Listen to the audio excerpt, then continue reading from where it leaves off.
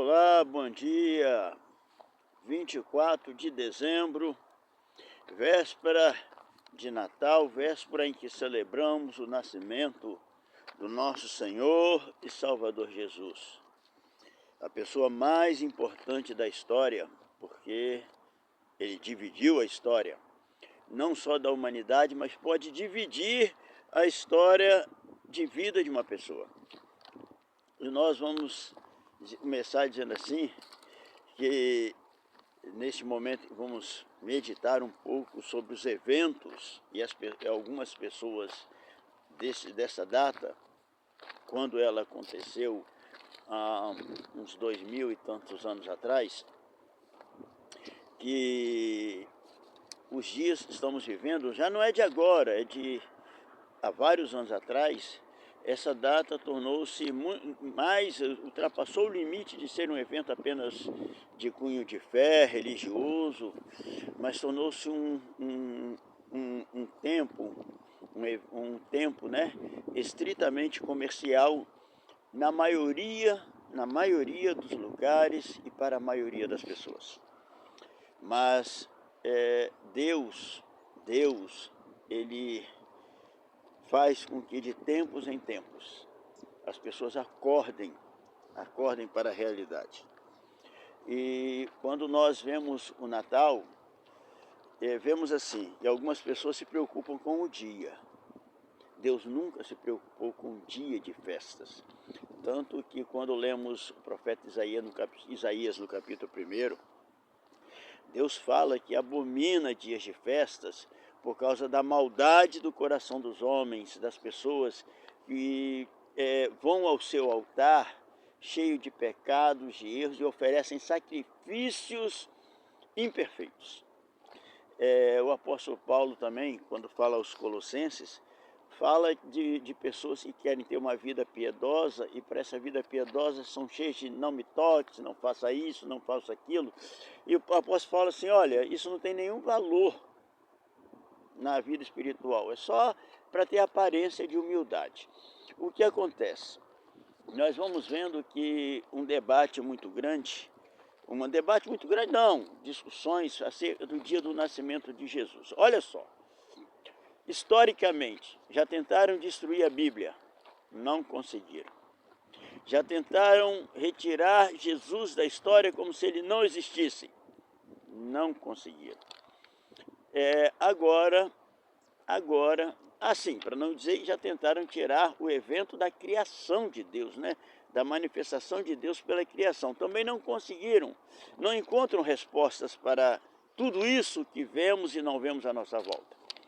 Mas agora começaram a gerar polêmicas acerca da data do nascimento de Jesus. Olha, gente, Deus não se importa com o dia, não se importa com datas. Se ele se importasse,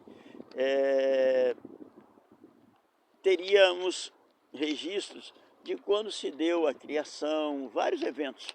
Vamos lá, deixando isso de lado, que não é a nossa questão, mas vamos lá lembrar de uma coisa. Os que falam que o 25 de dezembro não é a data exata do nascimento de Jesus, eu gostaria que quando eles dissessem isso, também dissessem que dia que foi. Porque se não tem algo melhor para oferecer, é melhor então não gerar conflitos, porque pessoas zelosas, fiéis, piedosas, elas podem ser enganadas. Porque a partir do momento em que a pessoa não começa a esquecer a data e deixar de lado a data do nascimento de Jesus, como hoje celebramos, com o tempo, poderão dizer que Jesus foi um mito. Histórias inventadas, porque se não existe um registro, se deixa de celebrar o nascimento dele, acabou. Mas vamos lá, continuando. Vamos lembrar o que pode significar Natal, o nascimento de Jesus na vida das pessoas. E acho que isso é o mais importante que devemos pensar. Vamos lá, começando a pensar no Natal, coisas que devemos saber. O Natal é um tempo de submissão e humildade.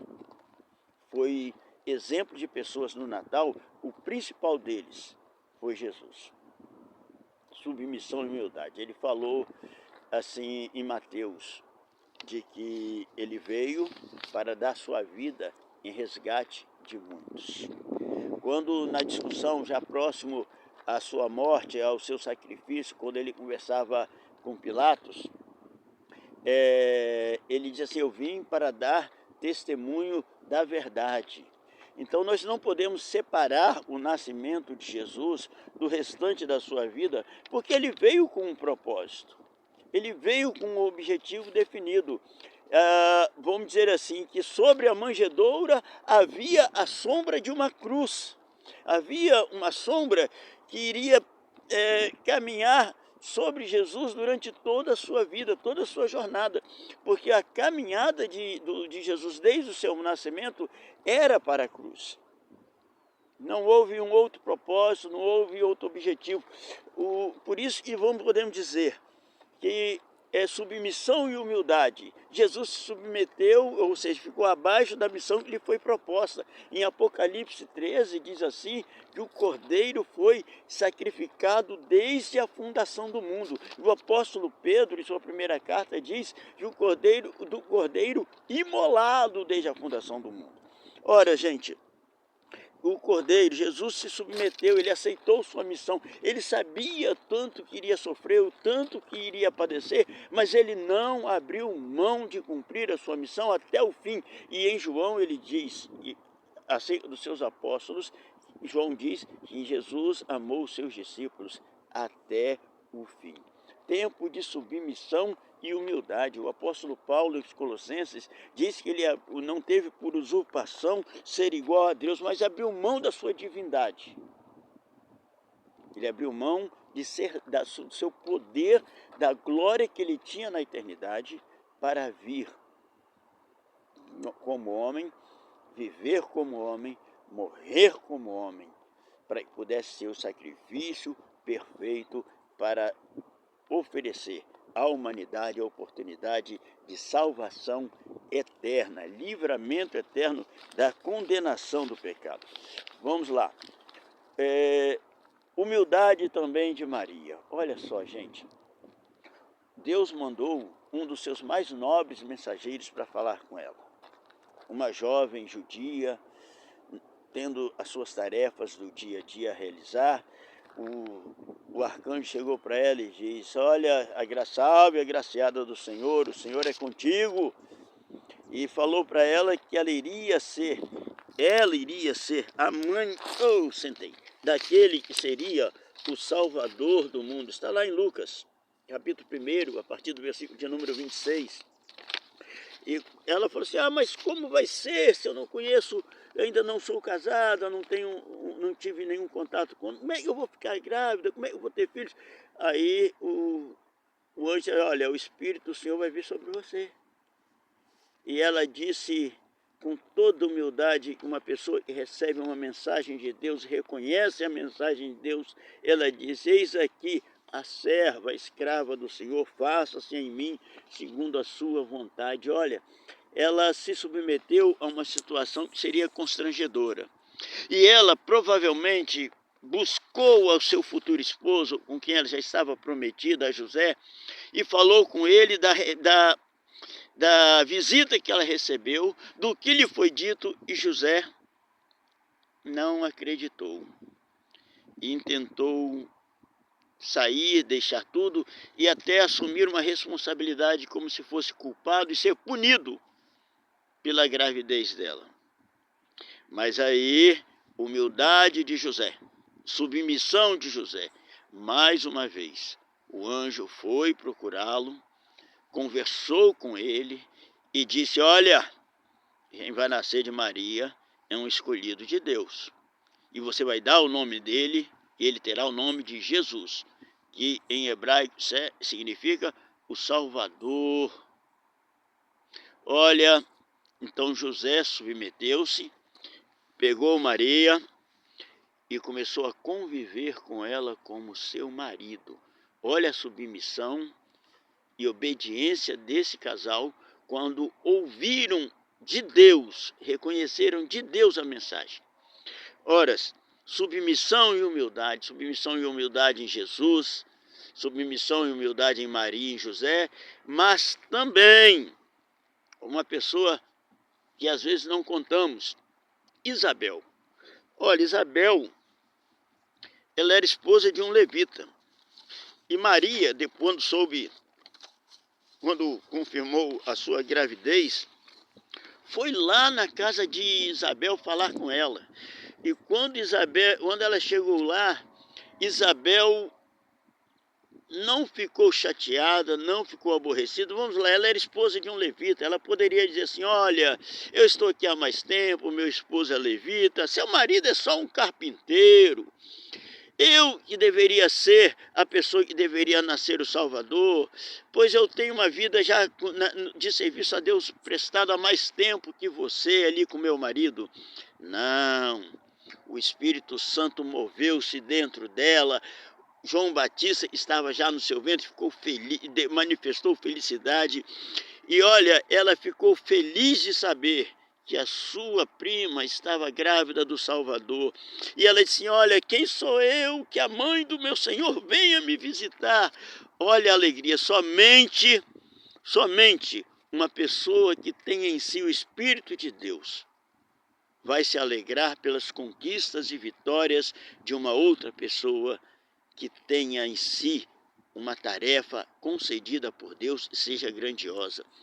Uma pessoa que não tem, que tem a aparência de servo de Deus, de uma pessoa que vive para Deus, ela vai ser carregada de inveja, vai procurar defeitos, vai procurar uma maneira de censurar, criticar, de falar mal. Por quê? Porque ela gostaria de estar naquela posição. Então o Natal traz consigo, deve trazer em nós, naqueles que vivemos a serviço de Deus ou queremos viver, um sentimento de submissão à vontade de Deus, de obediência à vontade de Deus. Sabe por quê? Porque é Deus quem escolhe, é Deus quem decide quem vai ocupar posições no seu reino, naquilo em que ele quer fazer. José era o mais novo dos seus irmãos, mas Deus pegou ele para levar para o Egito, para transformá-lo naquele que seria não apenas um vice-rei na terra do Egito, mas aquele que ia operar o milagre de administrar recursos para a manutenção de muitas vidas. Moisés era o mais novo de 3 irmãos, Arão e Miriam, mas foi ele que, depois de muita dificuldade, muita prova que ele passou, voltou para o Egito, depois de ter fugido, para ser o libertador, retirar o povo de Israel da terra do Egito. Davi era o filho mais novo, o desprezado, tornou-se rei, foi ungido na frente dos seus irmãos, e ungido rei em Israel. Deus escolheu. Gideão, uma pessoa que ninguém considerava, mas Deus o chamou e levou com mais 300 homens para efetuar um grande livramento em Israel. Olha, é Deus quem escolhe, Deus quem decide. Aquelas pessoas que estão envolvidas com o reino de Deus e consideram que são aptas para ocupar grandes posições, para liderar gente, aí é que elas são consideradas inaptas. Aquelas que se consideram imperfeitas, limitadas, frágeis, olha, essas têm toda a condição de serem aquelas que serão um grande instrumento de Deus. Sabe por quê? Porque o apóstolo Paulo nos diz com muita propriedade, olha, que Deus falou para ele quando ele pediu a Deus que o livrasse de uma dor, um sofrimento. Deus fala para Paulo: o meu poder se manifesta na fraqueza.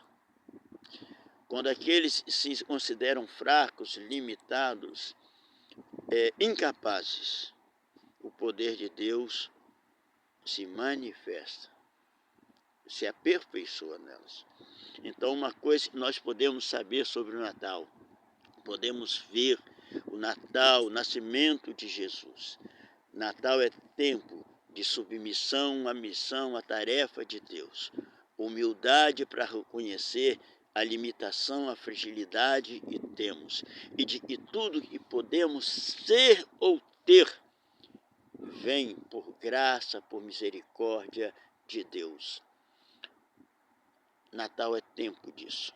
Vamos lembrar também que quando no Natal Deus deu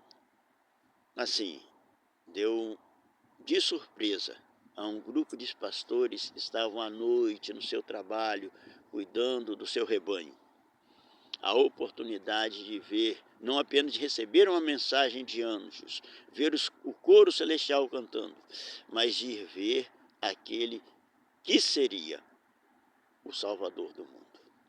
Ora, os pastores, naquela época, não era uma questão de cuidar do rebanho, era uma classe desprezada, eram considerados bêbados, porque no frio das noites eles costumavam tomar muito vinho, tomar mosto para aquecer-se, para poder cuidar dos rebanhos. Eles eram responsáveis por cada ovelha. Se uma ovelha sumisse, eles eram responsáveis perante seus patrões. Então, eles eram maltratados, ofendidos, censurados.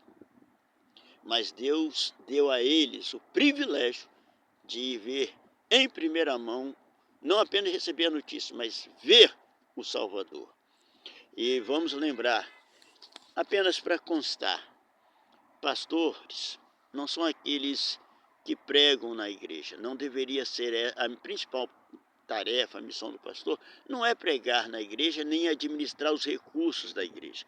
A tarefa primordial do pastor é cuidar da ovelha, cuidar do rebanho, cada uma delas, saber o nome de cada uma, sabe, conhecer as suas necessidades, as suas fragilidades e as suas potencialidades. O profeta Ezequiel diz assim de pastores que abandonaram o rebanho, que eles não cuidavam das feridas, não ligavam, não juntavam os ossos daquelas que estavam quebradas, não buscavam as que estavam perdidas. Por isso, Deus os rejeitava. E ele permitia, e eles, pastores que deixavam o rebanho por conta, permitiam que ovelhas que se achavam melhores causassem danos ao rebanho, fazendo com que as mais frágeis se perdessem. Permitia que essas que eles consideravam mais fortes comessem o pasto bom e pisoteassem o restante para que as mais fracas não pudessem comer. E bebiam a água limpa e sujavam a outra para os outros não beberem. O pastor é aquele que cuida da ovelha, cuida do rebanho e faz com que haja equilíbrio na vida do rebanho, para que todos tenham de igual forma o que comer e o que beber. Mas Natal também, aí vai uma coisa, né? É um tempo em que devemos perceber que as pessoas que procuram o Salvador, que procuram Jesus, elas podem não encontrá-lo onde pensam que estão. Nós temos o registro daqueles homens que saíram da região da Pérsia para procurar Jesus, conhecidos como sábios do Oriente. Eles fizeram uma jornada de aproximadamente 1.800 quilômetros. 1.800 quilômetros para encontrar o Salvador. Por quê? Porque diz a Bíblia que eles viram no céu a sua estrela, ou seja, o sinal do nascimento de Jesus. Como eles sabiam isso? Eles sabiam por uma questão muito simples. O testemunho dos servos do Senhor atravessam gerações. Quando estiveram na região de Babilônia, naquela região quando foram levados cativos, homens e mulheres de Deus estavam lá. Daniel, Ananias, Azarias, Misael, Mardoqueu e Esther. Eles estiveram lá e a manifestação da graça de Deus na vida deles, dos 3 amigos de Daniel dentro da fornalha, de Daniel dentro da cova dos leões. Quando Daniel revelou o que estava escrito na parede, quando a mão de Deus escreveu uma mensagem para Belsazar, eles deixaram um testemunho poderoso de quem é Deus. E homens sábios daquele tempo acreditaram no Deus de Daniel. E foram estudando as escrituras, foram estudando os acontecimentos e formaram um grupo que ficou à espera, à expectativa daquele que as escrituras registravam que seria um Salvador. E após séculos desse tempo, eles viram o sinal de Deus, eles viram a estrela que brilhou, uma estrela diferente nos céus, e foram para onde ela apontava. E eles foram para a Palestina, e eles sabiam que aquele que nasceria seria o rei de Israel. Então, aonde nasce um rei? Num castelo. Para onde eles foram? Para o castelo. Estava lá Herodes o Grande. Quando eles falaram de que estavam ali para visitar o nascido rei dos judeus, houve surpresa na região. Houve surpresa de Herodes o Grande. Herodes o Grande era o pai de Herodes Antipas, aquele que mandou matar João Batista. Vamos lá, voltando para Herodes. Então, aqueles homens estavam procurando o Salvador, estavam procurando o rei dos judeus e procuraram no castelo. Vamos ver duas coisas, uma coisa aqui. Quando se procura Jesus no lugar errado, há morte de inocentes. Pode ter certeza. Quer seja, principalmente na questão espiritual, a morte de inocentes. Porque quando eles procuraram Jesus no palácio, onde deveria nascer um rei, não era lá que Jesus estava. Não era lá que o Salvador estava.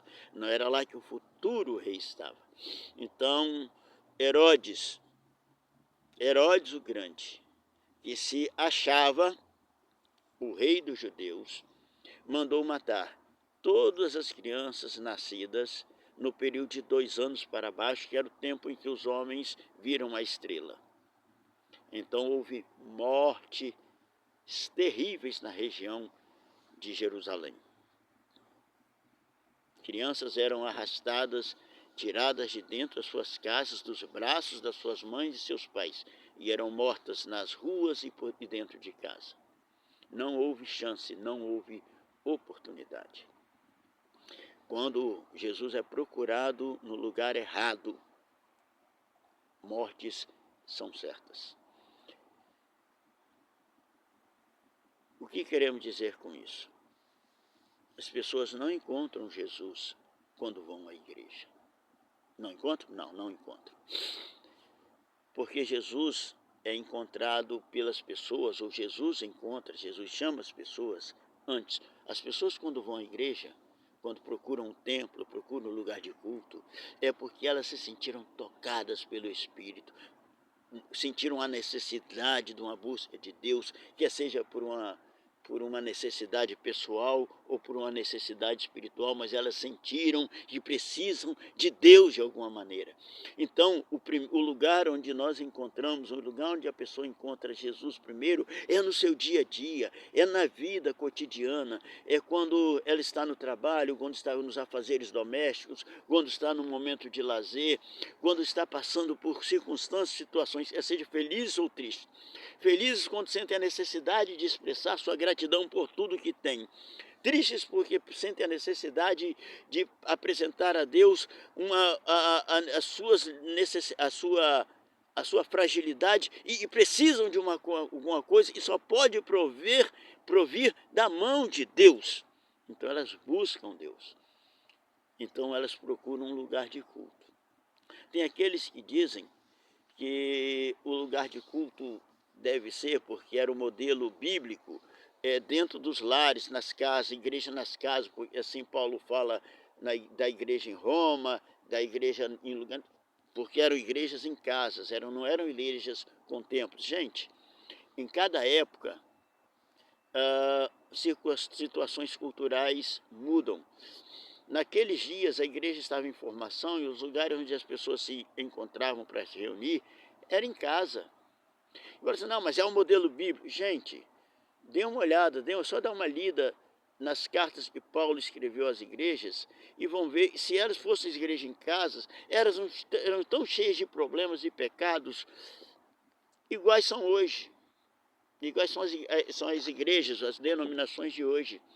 Não há diferença. Haviam brigas, discussões, adultérios, fornicação, tudo do mesmo jeito. Se formos olhar o João, quando escreveu, Deus revelou e João escreveu as igrejas, as 7 igrejas da Ásia, nós vamos encontrar lá que foi deixado o primeiro amor, o primeiro respeito, o primeiro sentimento de alegria da salvação em Deus de alguns. Igrejas que tinha a igreja que tinha uma mulher, se dizia profetiza, mas que estimulava os membros, principalmente solteiros, da igreja à fornicação, ao adultério. A igreja de Laodiceia, que era uma igreja medíocre, aquela que não fedia nem cheirava, tinha uma vida média porque não queria ofender os pecadores e queria atrair os que não eram, vivia na média. E o apóstolo João escreve assim, e Deus disse assim, olha, você não é fria nem quente, a minha vontade é de vomitar você. Gente, e para não dizer que havia dentro de uma das igrejas, não vou ficar citando o nome de cada um, porque não é essencial, o interesse também é que você leia os textos, procure, pesquise, de que uma tinha dentro dela falsos judeus, e na verdade era uma sinagoga de Satanás. É de doer, né? Mas não é de estranhar, porque Jesus, os apóstolos, assim, que havia lobos estariam no meio de rebanho. Jesus falou que haveria joio no meio do trigo. Então, se tem dentro da igreja pessoas que se dizem cristãs, mas são servos de Satanás, não é estranho. Então, se dentro das casas, se a igreja era dentro dos lares, nas casas, eram encontros familiares ou células, como algumas querem dizer hoje, então naquele tempo tinha nada diferente do que acontece hoje quando se reúne em templos. Para não dizer que quando pessoas podem não encontrar Jesus, vamos dizer assim, quando vão a um templo. Por quê? Eu acho que uma das grandes manifestações disso é quando lemos o trecho da carta escrita a Laodiceia, quando o escritor coloca assim, Apocalipse 3:20, eis estou à porta e bato. Se alguém ouvir a minha voz e abrir a porta, eu entrarei em sua casa, cearei com ele e ele comigo. Alguém pode dizer assim, não, mas Jesus está batendo a porta do coração. Não é a porta do coração. Jesus está batendo a porta da igreja. Está querendo entrar na vida da igreja. E ele não está querendo entrar. Mas se a igreja não abrir a porta para ele entrar, a expectativa dele é que se alguém lá dentro ouvir a voz, saia. Porque nem sempre é errado estar aquele que está sozinho numa posição. Diante de Deus, dentro da igreja, ele pode estar certo. Ele está querendo uma vida de fidelidade a Deus, uma vida de oração, uma vida de testemunho. Olha, nós temos vivido dias em que o estímulo a permanecer numa vida de pecados é muito grande. Em que sentido? Em que sentido em que para manter o rebanho, muitos pregam e dizem assim, não, nós somos salvos pela graça e não pela lei. Quando se diz que é salvo pela graça, é dizer assim, pode continuar vivendo, cometendo os pecados, a falta do jeito que você quiser, e se você entregou sua vida a Jesus, você está salvo do mesmo jeito. Não está, porque o apóstolo Paulo aos Romanos diz assim, que o salário do pecado é a morte. O salário do pecado é a morte, mas o dom gratuito de Deus é a vida eterna por Cristo Jesus. Aquele que entrega a vida a Jesus como Salvador, o grande desejo dele é afastar-se do pecado, porque foi o seu pecado que levou Jesus à morte. E o seu pecado levou Jesus à morte. Então a questão é o constrangimento, o amor de Cristo constrange a pessoa de tal forma que o desejo dela é não estar no pecado. Natal é tempo de saber de ver que nós temos que aprender a ser humildes e submissos a Deus, a sua palavra e a missão que Deus nos confiou de anunciar o Salvador Jesus. Que Natal também é tempo de prestarmos atenção no que fazemos, onde estamos, porque podemos não encontrar Jesus onde imaginamos. As pessoas podem encontrar Jesus onde pensam. Jesus não estava como rei, ele não nasceu no castelo. Quando então foi inquirido aonde nasceria o Salvador, os sábios estavam à disposição de Herodes. Disseram assim: a palavra diz que e tu, Belém Efrata, posto que menor entre as cidades de Israel, de ti nascerá o Salvador.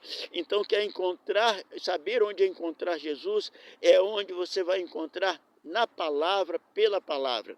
Pois Jesus, no Evangelho de João, no grande dia da festa, em João 8, ele diz assim: aquele que crê em Jesus se pôs de pé no meio do povo lá no templo, diz assim: aquele que crê em mim, como dizem as Escrituras.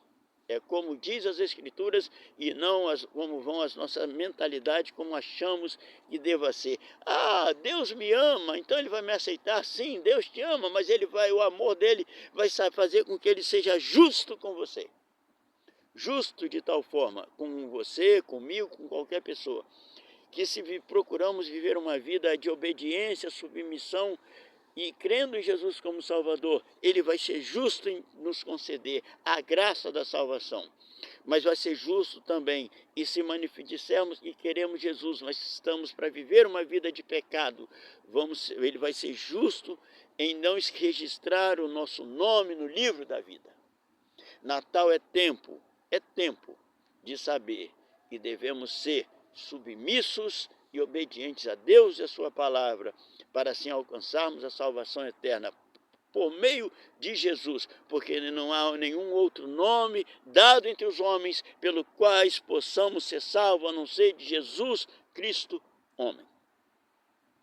E é tempo também de termos a humildade e a simplicidade de procurar Jesus, primeiro em nós. Em nós, sim. Como? Permitindo que o Espírito Santo de Deus nos mostre, nos convença do nosso pecado, da justiça de Deus e do juízo que será lançado sobre todo o que ama e comete o pecado.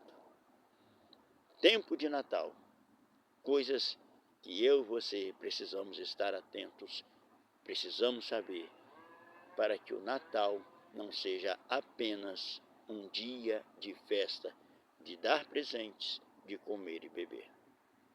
Que Deus nos abençoe e pelo seu Espírito Santo faça-nos entender o real motivo da vinda e sacrifício de Jesus. Amém.